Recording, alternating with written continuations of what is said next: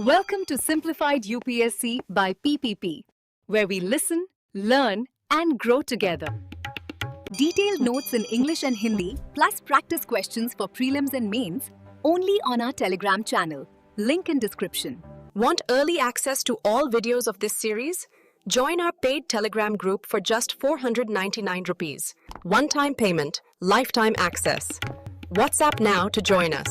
नमस्ते दोस्तों, simplified UPSC bye PPP में आपका एक बार फिर स्वागत है। नमस्कार। आज हम विश्व इतिहास की एक ऐसी कहानी में गहराई से उतरने वाले हैं जिसे अक्सर बस छू कर निकल जाते हैं। हाँ, बिल्कुल। एनाटोलिया में सेल्जुक तुर्कों का उदय। बिल्कुल। और साथियों, ये समझना बहुत जरूरी है अगर आप मध्यकालीन इतिहास, क्रूसेड्स यानी धर्मयुद्ध और यहाँ तक कि ओटोमन साम्राज्य की जड़ों को समझना चाहते हैं तो कहानी यहीं से शुरू होती है। हाँ, ये एक तरह का वो निर्णायक मोड़ था, है ना, जब इस्लामी दुनिया का जो पॉलिटिकल सेंटर ऑफ ग्रेविटी था वो बदल रहा था। सही कहा, बिल्कुल एक बड़ा बदलाव था। और दोस्तों याद रखिए, ये विषय आपके जीएस पेपर 1 विश्व इतिहास के लिहाज से अत्यंत महत्वपूर्ण है। हाँ, बहुत महत्वपूर्ण। आज हमारा मिशन सिर्फ सतह को खरोचना नहीं है, बल्कि एक मजबूत ज्ञान का आधार बनाना है। हम स्रोतों में गहराई तक जाएंगे। एकदम। हमारा लक्ष्य है उन सभी तथ्यों, नामों, तारीखों, जगहों को सामने लाना, वो सब कुछ जो आपको इस खास पावर शिफ्ट को, इस शक्ति परिवर्तन को समझने के लिए चाहिए। सोचिए, हम इतिहास के नक्शे पर जैसे निशान लगा रहे हैं, कौन कहां कब था और कौन किसे हटा रहा था। बिल्कुल। चलिए इस कहानी की परतें खोलते हैं। तो फिर शुरुआत करते हैं उस जमीन से जहां सेल्जुकों ने कदम रखा। अब्बासी खिलाफत की स्थिति क्या थी उस वक्त? क्या ये कहना सही होगा कि नींव हिल रही थी? हिल रही थी शायद कमजोर शब्द है। इसे ढह रही थी कहना ज्यादा सही होगा। सेल्जुकों के आने को समझने के लिए पहले उस वैक्यूम को, उस शून्य को समझना होगा जिसे उन्होंने भरा। अच्छा। 11वीं सदी आते आते अब्बासी खिलाफत अंदरूनी तौर पर काफी जूझ रही थी। कमजोरियां थीं, फ्रैगमेंटेशन था, मतलब विखंडन। हाँ, ये विखंडन दिलचस्प है। मतलब साम्राज्य इतना फैल चुका था कि जो ताकतवर क्षेत्रीय गवर्नर थे वो लगभग आजाद शासकों की तरह बर्ताव कर रहे थे। हाँ, बिल्कुल। बस नाम के लिए बगदाद के प्रति वफादारी दिखाते थे। तो इससे तो खलीफा के लिए एक बड़ी सुरक्षा समस्या पैदा हो गई होगी। केंद्र की हिफाजत कैसे हो? बिल्कुल। जब आप अपनी स्थानीय सेनाओं पर ही भरोसा नहीं कर सकते क्योंकि वो अपनी मनमानी कर रही हैं, तो फिर केंद्र कैसे सुरक्षित रहेगा? तो फिर इसका हल क्या निकाला उन्होंने? यहीं पर वो मामलूक प्रणाली आती है ना, मेमलुक सिस्टम। ये सुनने में ही अनोखी लगती है। हाँ, अनोखी और देखा जाए तो अंततः खुद को ही चोट पहुंचाने वाली नीति। अब्बासियों ने तुर्की बच्चों को गुलाम, स्लेव्स के तौर पर खरीदना शुरू किया। सचमुच के बच्चे जिन्हें खरीदा गया? हाँ, बिल्कुल खरीदा गया और खास तौर पर जंग के लिए प्रशिक्षित किया गया। उन्हें मामलुक कहा जाता था। आपने बताया मामलुक शब्द का मतलब ही है जिसका मालिक हो या संपत्ति, ओन्ड। हाँ, ओन्ड। और उन्हें बचपन से ही स्थानीय जीवन, भाषाओं, राजनीति से बिल्कुल अलग रखकर ट्रेनिंग दी जाती थी। इसके पीछे सोच क्या थी कि वो पूरी तरह खलीफा के वफादार रहेंगे? बिल्कुल। विचार ये था कि उनकी वफादारी पूरी तरह खलीफा के प्रति हो, क्योंकि खलीफा ही उनकी शक्ति, उनकी पहचान, उनके वजूद का स्रोत थे। उनकी पूरी दुनिया खलीफा पर ही टिकी थी। लेकिन यहीं पर एक विरोधाभास नजर आता है। आपने एक बेहद असरदार पेशावर फाइटिंग फोर्स तो बना लिया। हाँ, बहुत असरदार, इसमें कोई शक नहीं। लेकिन क्योंकि वो बाहरी थे, नस्ली तौर पर अलग थे और उनकी वफादारी सिर्फ पेशावर थी, वो खुद ही एक शक्ति का केंद्र बन गए। अच्छा। जिसे कहते हैं state with in a state. राज्य के भीतर राज्य। अच्छा, तो जब केंद्र कमजोर हुआ, असली ताकत इन्हीं मामलुकों के हाथ में आ गई। वो अपनी शर्तें मनवा सकते थे। हाँ, बिल्कुल। यहां तक कि सत्ता पर कब्जा भी कर सकते थे, जैसा शायद उन्होंने बाद में कहीं और किया भी। तो ये तो अब्बासियों की खुद पैदा की हुई एक कमजोरी बन गई। बिल्कुल। और इसने अनजाने में ही सही इस क्षेत्र में तुर्की सैन्य शक्ति के लिए एक प्रेसिडेंट, एक मिसाल कायम कर दी। यूपीएससी रेलेवेंस यहाँ सैन्य गुलामी की अवधारणा और कैसे अंदरूनी कमजोरियां बाहरी ताकतों के उदय का रास्ता बनाती हैं, ये समझना महत्वपूर्ण है दोस्तों। ठीक है, तो ये थी वो पृष्ठभूमि, एक कमजोर होता केंद्र और तुर्की सैन्य शक्ति का बढ़ता प्रभाव। अब आते हैं खुद सेल्जुकों पर। ये कौन थे, कहां से आए थे, इनकी कहानी कहां से शुरू होती है? देखिए, इनकी जड़ें काफी गहरी हैं। कुछ अविश्वसनीय चीनी रिकॉर्ड्स मिलते हैं, शायद 1300 ईसा पूर्व के भी। 1300 ईसा पूर्व। हाँ, जिनमें चीन की पश्चिमी सरहदों पर रहने वाले तुर्क्यू नाम के लोगों का जिक्र है। ये अंदाजा है, पर मुमकिन है कि ये उन्हीं तुर्कों के पुरखे हों जिनकी हम बात कर रहे हैं। इतिहास बहुत गहरा है। ये तो वाकई इतिहास की गहराइयों में ले जाता है। और उनकी जीवन शैली वो कैसी थी? यूरेशियन स्टेपी के क्लासिक खानाबदोश, नोमैड्स, बिल्कुल वही लगातार सफर में रहने वाले बेहतरीन घुड़सवार, बकरियां और भेड़े चराते हुए, तंबुओं में रहते हुए। और एक खास बात जो स्रोत बताते हैं, वो 2 कुबड़ वाले बैक्ट्रियन ऊंटों का इस्तेमाल करते थे, अरबी ऊंटों का नहीं। ये क्यों महत्वपूर्ण है? ये एक छोटी सी बात है, पर उनके मूल स्थान की तरफ इशारा करती है। बैक्ट्रियन ऊंट मध्य एशिया की सख्त जलवायु, ठंडी सर्दियां, ऊंचाई के लिए ज्यादा अनुकूल होते हैं। अच्छा, तो ये उनके स्टेपी मूल की पुष्टि करता है, एक तरह का लॉजिस्टिक सुराग कह सकते हैं। तो इस्लामी दुनिया से इनका पहला संपर्क कैसे हुआ? हमलावरों के तौर पर या व्यापारियों के तौर पर? असल में दोनों ही तरह से। उत्तर पूर्वी सरहदों पर ये कुशल हमलावर, रेडर्स थे, लेकिन साथ ही महत्वपूर्ण व्यापारी, ट्रेडर्स भी थे, सामान लाते ले जाते थे, और धीरे धीरे वक्त के साथ दक्षिण और पश्चिम की ओर बढ़ते गए। और फिर आता है एक निर्णायक मोड़, उनका धर्म परिवर्तन। हाँ, और ये सिर्फ मुसलमान बनना नहीं था, उन्होंने खास तौर पर इस्लाम की सुन्नी शाखा, सुन्नी ब्रांच को अपनाया। ये चुनाव आगे चलकर राजनीतिक रूप से बहुत बहुत अहम साबित हुआ। कैसे? सुन्नी इस्लाम अपनाने से उन्हें क्या फायदा हुआ? इसने उन्हें बाद में लेजिटिमेसी दी, वैधता दी, जब वो खुद खिलाफत के केंद्र बगदाद पहुंचे, क्योंकि अब्बासी खलीफा सुन्नी थे। अच्छा। लेकिन उस वक्त बगदाद की स्थिति काफी पेचीदा थी। अच्छा, तो सेल्जुकों के आने से ठीक पहले बगदाद में सत्ता किसके हाथ में थी? अब्बासी खलीफा क्या राजनीतिक तौर पर हुकूमत कर रहे थे? नहीं, ये एक आम गलत फहमी है। जब सेल्जुक पहुंचे तब तक खलीफा लगभग 1 सदी से असली राजनीतिक ताकत खो चुके थे। 1 सदी से? हाँ, 945 ईस्वी में फारसी सेनाएं, पर्शियन आर्मीज, बगदाद में दाखिल हो चुकी थीं। ये बाइद राजवंश थे, बुयद डायनेस्टी। बिल्कुल, बायद। उन्होंने 945 में राजधानी पर कब्जा कर लिया था और खलीफा की राजनीतिक शक्ति खत्म कर दी थी। खलीफा अब भी थे, लेकिन सिर्फ एक धार्मिक प्रमुख, एक रिलीजियस फिगरहेड के तौर पर। यानी इस्लाम के धार्मिक नेता पर राजनीतिक शासक नहीं। तो जब 100 साल बाद सेल्जुक आए, वो असल में अब्बासियों को नहीं हटा रहे थे? नहीं, वो बायदू को हटा रहे थे, एक और बाहरी सैन्य गुट जो फारसी थे। और यहीं पर सेल्जुकों का सुन्नी होना काम आया। कैसे? बायद जो बगदाद चला रहे थे, वो शिया इस्लाम की ओर झुकाव रखते थे। अच्छा, तो सुन्नी खलीफा और बगदाद की ज्यादातर सुन्नी आबादी के साथ उनका तनाव रहता होगा? बिल्कुल। इसीलिए जब कट्टर सुन्नी सेल्जुकों ने 1055 ईस्वी में बगदाद को बायदों से छीना, तो उन्हें सुन्नी खलीफा और आबादी ने मुक्तिदाता, लिबरेटर्स की तरह देखा। उनका स्वागत हुआ। 1055 ईस्वी, ये तारीख दिमाग में बिठा लेनी चाहिए। हाँ, बिल्कुल। इस्लामी दुनिया के केंद्र में तुर्की राजनीतिक प्रभुत्व की असली शुरुआत। UPSC relevance. यहाँ राजनीति में धर्म की भूमिका, अलग अलग पंथों के बीच की गतिशीलता, और ये महत्वपूर्ण तारीखें समझने लायक हैं। 1055 में बगदाद उनके हाथ में आ गया। अब उनकी नजरें कहाँ गईं? बाहर की तरफ, अपने सबसे बड़े बाहरी प्रतिद्वंदी बाइजेंटाइन साम्राज्य, बिजेंटाइन एम्पायर की ओर। हाँ। और यहीं से इतिहास की एक सबसे निर्णायक लड़ाइयों में से एक का मंच तैयार हुआ। मांजिकर्ट का युद्ध, बैटल ऑफ मांजिकर्ट 1071 ईस्वी। 1071। इस लड़ाई ने सेल्जुकों की सैन्य ताकत का लोहा मनवा दिया। बाइजेंटाइन सेना की भारी और निर्णायक हार हुई। ये सिर्फ एक सैन्य हार से कहीं ज्यादा थी, है ना? इसका असर क्या हुआ? ये बाइजेंटाइन साम्राज्य के लिए सिर्फ फौजी शिकस्त नहीं थी, बल्कि एक साइकोलॉजिकल शैटरिंग था, एक मनोवैज्ञानिक बिखराव।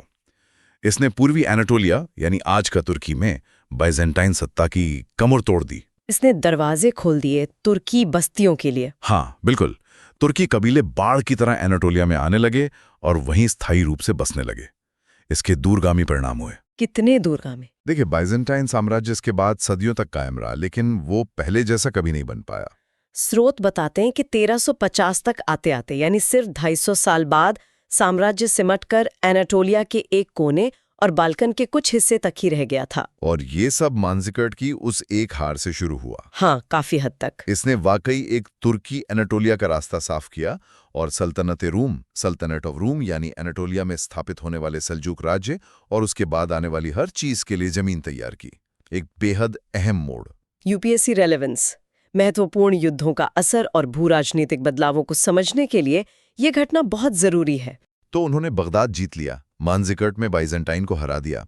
इसके बाद जो बात ध्यान खींचती है वो है उनका शासन करने का तरीका, खासकर उन फारसियों के साथ जिन्हें उन्होंने बगदाद में हटाया था। हाँ, ये पहलू वाकई दिलचस्प है। उन्होंने बहुत जल्दी ये समझ लिया कि सिर्फ अच्छे लड़ाके होना फारस जैसी पेचीदा और प्राचीन सभ्यता पर हुकूमत करने के लिए काफी नहीं है। सही बात है। तो अपनी खानाबदोश संस्कृति थोपने के बजाय उन्होंने ठीक उल्टा किया। उन्होंने ऐसी नीतियां अपनाई जो जीते हुए फारसियों, कॉन्कर्ड पर्शियंस के लिए अनुकूल थी। उन्होंने उनका भरोसा जीता और वो शारीरिक रूप से भी फारसी संस्कृति के केंद्र में चले गए। मतलब उन्होंने अपनी राजधानी इस्फहान बना ली, इस्फहान, जो एक बड़ा फारसी शहर था। हाँ, इस्फहान। ये तो एक साफ इशारा था कि हम आपके स्थापित तरीकों से ही हुकूमत करेंगे, उनके खिलाफ नहीं। स्लोथ में एक वाक्य है, सेल्जुक तुर्कों ने पाया कि जिन्हें उन्होंने हराया था उनसे उन्हें बहुत कुछ सीखना है। बिल्कुल, उन्होंने फारसी प्रशासन, कला, ब्यूरोक्रेसी यानी नौकरशाही को अपनाया। इसकी एक बहुत लंबी और गहरी विरासत थी जिसे सेल्जुकों ने आत्मसात कर लिया। और इसमें एक खास व्यक्ति की भूमिका बहुत अहम थी, फारसी वजीर निजाम अल मुल्क, विजियर निजाम अल मुल्क। वजीर मतलब प्रधानमंत्री जैसा पद? हाँ, लगभग वैसे ही। निजामुल मुल्क बेहद प्रतिभाशाली थे और केंद्रीय भूमिका में थे। उन्होंने ही सिल्जुकों को सिखाया कि कैसे एक कबीले का नेतृत्व करने से आगे बढ़कर एक विकसित साम्राज्य का मैनेजमेंट किया जाता है। टैक्सेस, सिविल सर्विस, पूरी व्यवस्था। तो उन्होंने एक तरह से कंटिन्यूटी बनाई रखी। फारसी प्रशासनिक परंपरा तुर्की शासन में भी जारी रही। जारी ही नहीं रही बल्कि उसे उत्सुकता से अपनाया गया। ये असली स्टेटक्राफ्ट दिखाता है ना? राजनेता कौशल। विजेताओं ने समझा कि स्थलीय शक्ति सिर्फ तलवार से नहीं आती। हाँ, ये खजाने, ट्रेजरी और कलम, पेन से भी आती है। यूपीएससी रेलेवेंस, ये कल्चरल एसिमिलेशन और साम्राज्यों में एडमिनिस्ट्रेटिव कंटिन्यूटी का बेहतरीन उदाहरण है। वाकई एक शक्तिशाली सबक। तो ये सब हमें सेल्जुक शक्ति और संस्कृति के शिखर की ओर ले जाता है। वो कौन सा दौर था? एकीकृत सेल्जुक साम्राज्य का शिखर शासक मलिक शाह के दौर से जुड़ा है। मलिक शाह, स्रोत बताते हैं कि उनका शासनकाल 1055 से 1092 तक था। 1055, उसी साल जब उन्होंने बगदाद पर कब्जा किया था। हाँ, तो उन्होंने एकीकरण, कंसोलिडेशन के पूरे दौर और खास तौर पर इस नए सेल्जुक फारसी राज्य के कल्चरल फ्लोरिशिंग, सांस्कृतिक उत्कर्ष की अध्यक्षता की। उन्हें सबसे महान सेल्जुक सुल्तानों में गिना जाता है। और वो सिर्फ एक योद्धा राजा नहीं थे। बिल्कुल नहीं, वो कला और विज्ञान के बहुत बड़े संरक्षक थे, पेट्रन थे। वो जिसे आज सॉफ्ट पावर कहते हैं, उसे समझते थे। बुद्धिजीवियों, कलाकारों को समर्थन देकर साम्राज्य को सिर्फ सैन्य शक्ति से ऊपर उठाना। इसका कोई ठोस उदाहरण, जैसे उनकी स्थापत्य परियोजनाएं, आर्किटेक्चरल प्रोजेक्ट्स? हाँ बिल्कुल, सबसे मशहूर इस्फहान की महान मस्जिद, मस्जिद जामे, ये आज भी खड़ी है। एक उत्कृष्ट कृति है, मास्टरपीस है। अच्छा, ये विशाल मस्जिद संस्कृतियों के उसी संगम, उसी सिंथेसिस का प्रतीक है। इस्लामिक डिजाइन, सेल्जुक दौलत और फारसी कलात्मकता, ये धर्म और शिक्षा का बड़ा केंद्र बन गई। तो ये इमारतें भी उस नए तुर्की फारसी संगम की कहानी कहती थीं? हाँ, उनकी भव्यता और जैसा वो उम्मीद करते थे, उनके स्थायित्व का प्रतीक थीं। ये हमें वापस उसी कल्चरल इंटीग्रेशन के विषय पर लाता है, फारसी ज्ञान के प्रति उनका गहरा सम्मान। उन्होंने दरबार में फारसी संस्कृति को सक्रिय रूप से बढ़ावा दिया। ये दिलचस्प है कि कैसे विजेता उत्सुकता से विजितों की विरासत को अपना रहे थे। हाँ, और मलिक शाह के संरक्षण का सबसे प्रसिद्ध उदाहरण कौन है? क्या उमर खयाम का नाम यहीं आता है? उमर खयाम का नाम सबसे पहले आता है। उमर खयाम कवि, गणितज्ञ, खगोलशास्त्री, एक सच्चे पॉलीमैथ। उनका फारसी नाम शायद अहमर कयाम वासा बोला जाता है। कयाम दुनिया भर में अपनी रुबायात के लिए मशहूर, RUBAIYAT। ये कविताएं उस दौर के बारे में क्या बताती हैं? ये कविताएं जीवन, भाग्य जैसे गहरे दार्शनिक विषयों पर तो सोचती ही हैं, लेकिन साथ ही कवि के जीवन के सुखों, शराब, प्रेम के प्रति लगाव का भी खुलकर जिक्र करती हैं। अच्छा, इससे अंदाजा लगता है कि मलिक शाह के दौर की दरबारी संस्कृति काफी कॉस्मोपॉलिटन थी, सर्वदेशीय और शायद थोड़ी हेडोनिस्टिक भी थी, सुखवादी। एक ज्यादा सटीक कैलेंडर बनाया। सटीक कैलेंडर, इसका क्या महत्व था? इसका व्यावहारिक महत्व था, प्रैक्टिकल एप्लीकेशन। सोचिए, राज्य चलाने के लिए एक सटीक कैलेंडर कितना जरूरी है। फसलों के आधार पर टैक्स कलेक्शन के लिए, कर वसूलने के लिए, धार्मिक अनुष्ठानों के लिए, प्रशासन के लिए। ये अकादमिक काम नहीं था। तो ये फारसी बौद्धिक परंपरा का व्यावहारिक इस्तेमाल था। सेल्जुकों ने बेहतर शासन के लिए इसका उपयोग किया, कविता के साथ साथ बेहतर वैज्ञानिक सटीकता भी। यूपीएससी रेलेवेंस, ये स्वर्णिम युग, कला विज्ञान का संरक्षण और सांस्कृतिक संश्लेषण के शानदार उदाहरण है। तो ये सेल्जुकों का शिखर था। लेकिन इतिहास गवाह है, साम्राज्य बनते हैं और बिगड़ते भी हैं। सेल्जुकों को भी बड़ी चुनौतियों का सामना करना पड़ा। हाँ, और पहली बड़ी चुनौती पश्चिम से आई, क्रूसेड्स, धर्म युद्ध। The crusades. हाँ, सेल्जुकों का फैलाव खासकर 1071 में मांजिकट के बाद एनाटोलिया में उनका दाखिला और होली लैंड, पवित्र भूमि के रास्तों पर उनका नियंत्रण, इसने सीधे सीधे पश्चिम को उकसाया। बाइजेंटाइन सम्राट ने मदद की गुहार लगाई और यूरोप ने प्रतिक्रिया दी। कॉन्स्टेंटिनोपल और रोम दोनों जगह खतरा बहुत वास्तविक महसूस किया गया। पोप अर्बन द्वितीय, पोप अर्बन II ने 1095 ईस्वी में पहले क्रूसेड, फर्स्ट क्रूसेड का आह्वान किया। 1095? और इसके लक्ष्य क्या थे? क्या सिर्फ पवित्र भूमि वापस लेना था? स्रोत बताते हैं कि लक्ष्य स्पष्ट रूप से दो थे। पहला, तुर्कों को एनाटोलिया से बाहर निकालना, यानी बाइजेंटाइन की मदद करना। दूसरा, यरूशलेम और पवित्र भूमि को ईसाई धर्म के लिए वापस हासिल करना। और क्या उन्हें शुरुआत में कामयाबी मिली? क्योंकि क्रूसेड्स की कहानियां तो काफी जटिल हैं। हाँ, शुरुआत में कुछ हद तक। काफी खूनी लड़ाइयों के बाद क्रूसेडर भूमध्य सागर के तट के किनारे एक संकरी जमीनी पट्टी, एक नैरो स्ट्रिप ऑफ लैंड पर कब्जा करने में कामयाब रहे। कितनी बड़ी थी ये पट्टी? ये पट्टी उत्तर में एडेसा से लेकर दक्षिण में यरूशलेम तक लगभग 650 मील लंबी थी। और उन्होंने वहां अपने राज्य बनाए जैसे यूरोप में होते थे। हाँ, उन्होंने इस इलाके को 4 सामंती क्रूसेडर राज्यों में बांट दिया, फ्यूडल क्रूसेडर स्टेट्स, जिन पर यूरोपीय सामंत हुकूमत करते थे। लेकिन ये स्थिति हमेशा नाजुक बनी रही, प्रिकेरियस। सोचिए, ताकतवर मुस्लिम पड़ोसियों से घिरी एक पतली सी ईसाई पट्टी, जिसमें सेल्जुक भी शामिल थे जो कहीं गए नहीं थे, और मुस्लिम पलटवार काउंटर अटैक जल्दी ही हुआ होगा। बहुत जल्दी। एडेसा शहर, जो सबसे उत्तरी राज्य था, उसे 1144 ईस्वी में तुर्कों ने वापस जीत लिया। 1144? इस घटना ने दूसरे क्रूसेड, सेकंड क्रूसेड को प्रेरित किया, जो ज्यादातर असफल रहा। हवा का रुख बदलने लगा था। और फिर आया सबसे बड़ा मोड़, खुद यरूशलेम पर दोबारा कब्जा। ये किसने किया? वो 1187 ईस्वी में हुआ। यरूशलेम मशहूर कुर्द योद्धा और मुस्लिम नेता सलादीन के हाथों में चला गया। सलादीन की ये जीत सिर्फ जमीन की जीत नहीं थी, ये बहुत प्रतीकात्मक थी। हाँ, इसने नई मुस्लिम एकता और सैन्य कौशल दिखाया, और ये साफ कर दिया कि क्रूसेडरों की आसान जीत का दौर अब खत्म हो गया था। तो सेल्जुकों ने क्रूसेडर्स चुनौती का सामना किया, कुछ हद तक सफल भी रहे। लेकिन फिर पूरब से एक और भी बड़ा तूफान आया, द मंगोल्स। ये आखिरी और सबसे भयानक खतरा साबित हुआ लगता है। जब वो पूरी ताकत से आए तो इस क्षेत्र में कोई उनका मुकाबला नहीं कर सका। ये सिर्फ बगदाद में सेल्जुकों के लिए ही नहीं, बल्कि पूरे अब्बासी ढांचे के लिए एंड गेम था, अंत का खेल। यूपीएससी रिलेवेंस, क्रूसेड के कारण और परिणाम, और यहाँ मंगोल आक्रमणों का प्रभाव बहुत महत्वपूर्ण है। इन मंगोल आक्रमणों का नेतृत्व चंगेज खान का पोता हुलागु खान कर रहा था, हुलागु खान, और उनके आने का मतलब था तबाही। खासकर जब वो राजधानी पहुंचे। मंगोलों ने 1258 ईस्वी में बगदाद पर कब्जा कर लिया, फॉल ऑफ बगदाद। इसका असर क्या हुआ? भयानक तबाही हुई, शहर को लूटा गया, जलाया गया। लेकिन राजनीतिक तौर पर इसने बगदाद में तुर्की शासन का अंत कर दिया। और इससे भी गहरा असर ये हुआ कि इसने अब्बासी खिलाफत, अब्बासिद कैलिफेट को जड़ से उखाड़ फेंका। वंश, अधिकार, प्रतीक सब खत्म। 5 सदियों से इस्लामी दुनिया का प्रतीकात्मक केंद्र रहा एक संस्थान एक झटके में मिटा दिया गया। ये बहुत बड़ी बात थी। ये वाकई चौंकाने वाला है जब आप समय रेखा देखते हैं। सेल्जुक 1055 में बगदाद लेते हैं, मंगोल 1258 में उसे तबाह कर देते हैं। बीच में सिर्फ 200 साल से कुछ ज्यादा का सेल्जुक प्रभुत्व रहा बगदाद पर। हाँ, बिल्कुल।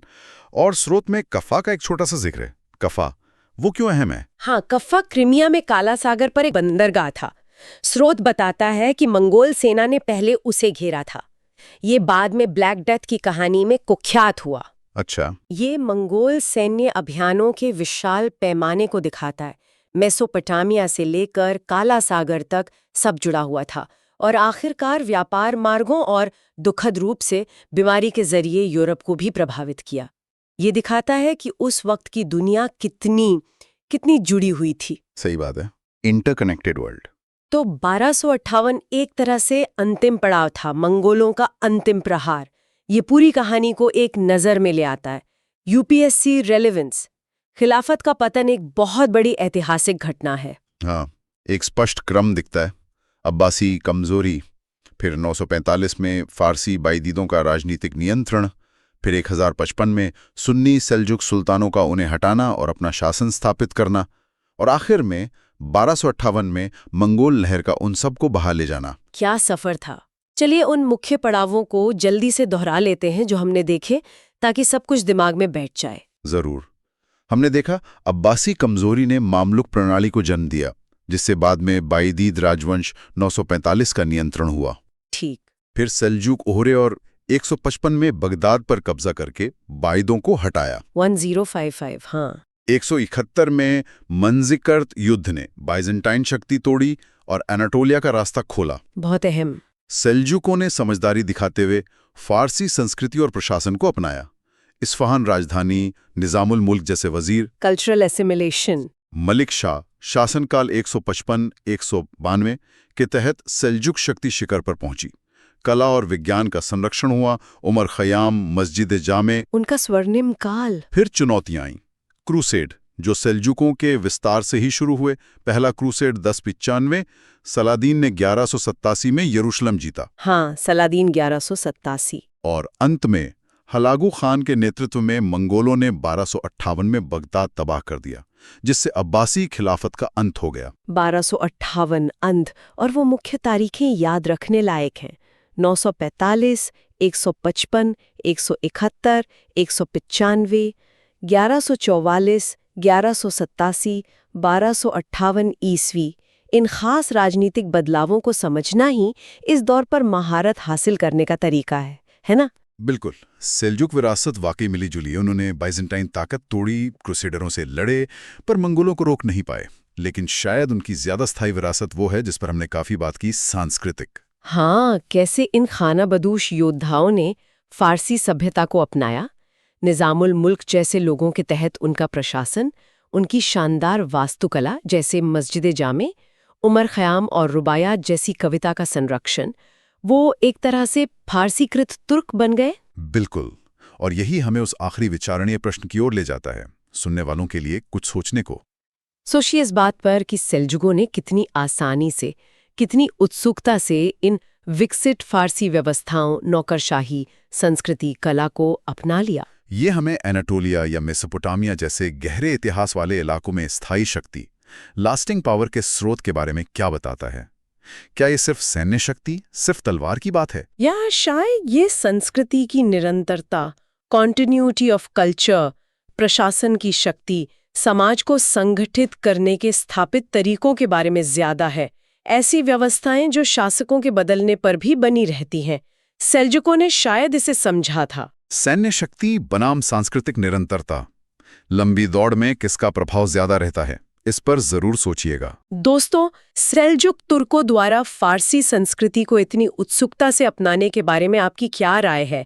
क्या ये उनकी ताकत थी या कमजोरी? नीचे कमेंट्स में हमें जरूर बताएं। और अगर आपको ये गहरी चर्चा, ये डीप डिस्कशन पसंद आई तो इस वीडियो को लाइक करें, अपने दोस्तों के साथ शेयर करें, और हाँ, सिंप्लीफाइड यूपीएससी बाय पीपीपी को सब्सक्राइब करना ना भूलें। Thanks for watching. Follow us on Telegram and Instagram. Don't forget to like, share, and subscribe.